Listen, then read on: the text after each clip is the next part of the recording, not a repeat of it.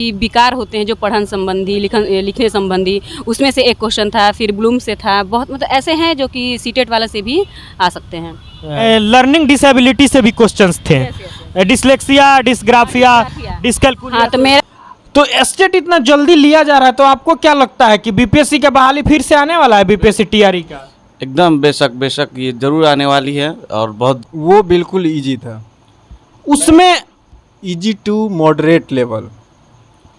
स्वागत है आप सभी का बिहार टीचर्स एकेडमी में। एस्टेट का एग्ज़ाम चल रहा है और दूर दूर से बहुत सारे छात्राएं या छात्र एग्ज़ाम देने आए हुए हैं। इसी सिलसिला में गांधी मैदान में सेकंड शिफ्ट का एग्ज़ाम देकर निकली एक एस्टेट के छात्रा मिली। आइए उनसे जानते हैं कि एस्टेट का एग्ज़ाम का क्वेश्चन कैसा है। स्वागत है आपका, क्या नाम है आपका? दिव्या कुमारी। तो ये बताइए कि जैसे कि सर बहुत कम समय आप लोग को मिला है एस्टेट के लिए, फॉर्म फिल करते ही आप लोग को एग्ज़ाम का शेड्यूल जारी कर दिया गया और 4 से लेकर 13-14 तक एग्ज़ाम आप लोग का स्टार्ट हो गया। तो इतना कम समय के अनुसार आपका क्वेश्चन कैसा था एस्टेट में? इतना कम समय के अनुसार क्वेश्चन तो आसान ही था। अब इतना कम समय में कोई क्या ही क्वेश्चन का लेवल बढ़ा पाएगा। और देखा जाए तो 9 दिन 10 दिन के अंतराल पे लोगों को टाइम भी नहीं मिला होगा क्वेश्चन सेट करने का। इसी वजह से क्वेश्चन का लेवल काफ़ी आसान ही बोल सकते हैं। अच्छा, जैसे कि इसमें 2 पार्ट में इसको बांटा गया है। एक आपका जो सब्जेक्ट के अनुसार है 100 नंबर का पेपर, और 50 नंबर का जो है टीचिंग एप्टीट्यूड से, आर्ट ऑफ टीचिंग से आ रहा है। मतलब वो जनरल पेपर है, सबके लिए सेम है। तो उसके बारे में क्या कहना चाहेंगी कि वो पेपर कैसा था? वो पेपर भी अगर कोई सीटेट अच्छे से पढ़ा हो तो वो पेपर ईजिली कर सकता है। अच्छा, तो इसका प्रिपरेशन बेस कैसा होना चाहिए, किस तरह से तैयारी करना चाहिए जिससे छात्रों को इसमें सहूलियत मिल सके?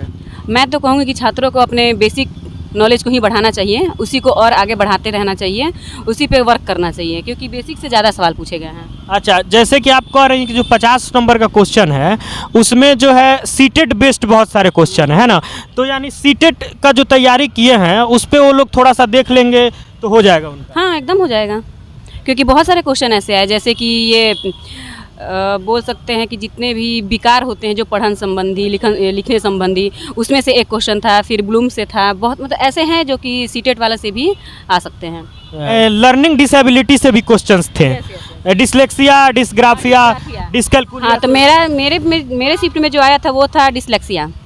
अच्छा, डिसलेक्सिया यानी पढ़ने से संबंधित जो विकार है उसके संबंधित। हाँ, पढ़ने से संबंधित, हाँ ये आया था। यानी कह सकते हैं कि जो टीचिंग एप्टीट्यूड का क्वेश्चन है उसका लेवल मतलब सामान्य है। हाँ, समान है, ज़्यादा हाई नहीं है।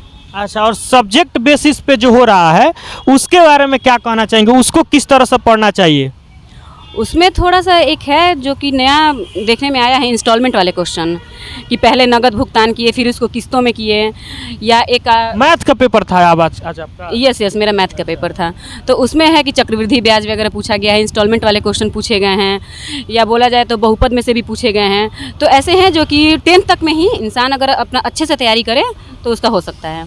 यानी जो पेपर 1 दे रहे हैं उसका लेवल 9-10 का रहने वाला? हाँ, बस 9-10 से ज़्यादा का नहीं है। तो ये थी हमारे साथ दिव्या जी बता रही थी कि जितना कम समय इन लोग को मिला है उतना ही आसान क्वेश्चन आ रहा है, और इसका लेवल कुछ ज़्यादा नहीं है, सामान्य लेवल है। और आप लोग 10th तक की पढ़ाई करके, या पढ़ने का तो समय नहीं है, जितना आप लोग पढ़े हैं उसका रिवीजन कर लीजिए और अपने बेसिक्स चीज़ों पे ध्यान दीजिए, तो एस्टेट आप लोग का आराम से निकल जाएगा। क्वालिफाइंग पेपर का एग्जाम है। हाँ, क्वालिफाइंग पेपर तो आएंगे, उतना मार्क्स तो आ ही जाना है इसमें। क्वालिफाइंग पेपर्स मीन्स ये हो गया कि 16 जो नंबर है फीमेल के लिए है, 60। हाँ 60 नंबर, और ईबीसी, ओबीसी और भी जनरल ईडब्ल्यूएस का अलग अलग कट ऑफ है, जिसमें ईबीसी का कट ऑफ शायद 64 के आसपास है। आकाश कुमार है। तो एस्टेट के एग्ज़ाम में इतना कम समय मिला है आप लोगों को, तो इस पॉइंट ऑफ व्यू से एग्ज़ाम का क्वेश्चन कैसा था और पेपर आपका कैसा गया? क्वेश्चन बहुत ट्रिकी था, उसको अगर कोई बनाएगा तो मैक्सिमम 15 से 20 सेकंड में आराम से क्वेश्चन कोई भी सॉल्व हो जाएगा। 1-2 ठो टिपिकल क्वेश्चन था जिसमें कैलकुलेशन भास्ट था।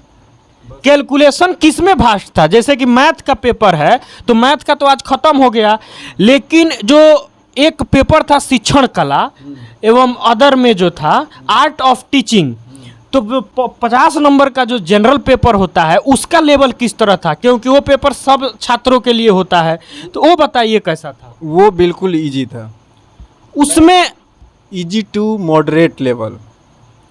आपका क्या नाम है? राशिद खैर। तो एग्जाम में ऑप्शन कितना रह रहा है क्वेश्चन का, स्टेट 23 वाला? इसमें तो जनरली 4 रहा है। तो बीपीएससी के अकॉर्डिंग तो ये आसानी हुआ। हाँ हाँ, उसके अकॉर्डिंग बहुत ज़्यादा आसान हुआ। कैसा गया पेपर आपका? पेपर अच्छा गया है। ओवरऑल कितने नंबर आ जाएंगे 150 में, क्या लगता है आपको? 90+। बहुत बढ़िया, 90+ आपके आ सकते हैं। तो ये बताइए कि जो जनरल का जो पेपर है, आर्ट्स ऑफ टीचिंग अदर का, उस पेपर पे सबसे ज़्यादा ध्यान है। तो अगर एग्जाम क्वालिफाई करना है तो उसमें कितना नंबर लाना जरूरी है? वो तो कैटेगरी वाइज बटा हुआ है ना, तो वो सरकार ने वो डिक्लेयर भी कर दिया है। नहीं नहीं, हमारा सवाल ये है कि मतलब 50 नंबर का जो जनरल सबको देना है, उसमें कितना नंबर वो लोग ला लें कि वो लोग सेफ जोन में आ जाए? जिस तरीके से दोनों दिन ही पेपर हुआ है, मैं उसमें कम से कम 30-35+ आना चाहिए, जिस तरीके से क्वेश्चंस आ रहे हैं। इस तरह से। तो कहाँ था आपका एग्जाम? छपरा में पड़ा था मेरे एग्जाम। एग्जाम का सेंटर भी पटना से दूर दूर दिया हुआ है ना? जी जी जी। तो स्टेट इतना जल्दी लिया जा रहा है, तो आपको क्या लगता है कि बीपीएससी का बहाली फिर से आने वाला है, बीपीएससी टीआरई का? एकदम बेशक बेशक, ये जरूर आने वाली है और बहुत जल्दी आएगी बहाली, देखने को मिल सकती है बिहार में। कहाँ से आए थे आप एग्जाम देने? हम बक्सर जिला से आए हुए हैं। अभी कहाँ रहते हैं? अभी तो मैं यहाँ पे रूम लेके रहा हूँ, एग्ज़ाम के वजह से आया हूँ। आप कहाँ से आए थे एग्जाम देने? जी मैं बेंगलोर से आया हुआ हूँ। बेंगलोर से। देखिए, ये अभ्यर्थी आए हुए थे एग्जाम देने के लिए इतना दूर से। क्या वहाँ पे जॉब वॉब करते हैं? जी मैं जॉब करता हूँ।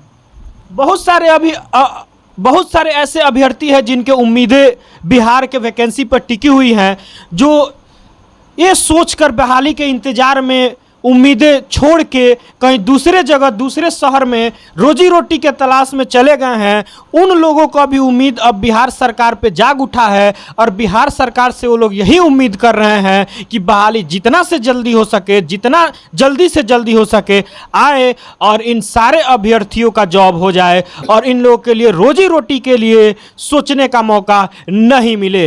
अपने परिवार के साथ 2 पल, 2 सुकून, 2 रोटी खाएं और सुकून के साथ रह सके। तो आप लोग देख रहे हैं बिहार टीचर्स एकेडमी। ऐसे ही जानकारी और न्यूज़ से जुड़े रहने के लिए हमारे यूट्यूब पे सब्सक्राइब कीजिए और अगर आप फेसबुक पर देख रहे हैं तो पेज को फॉलो और लाइक कीजिए।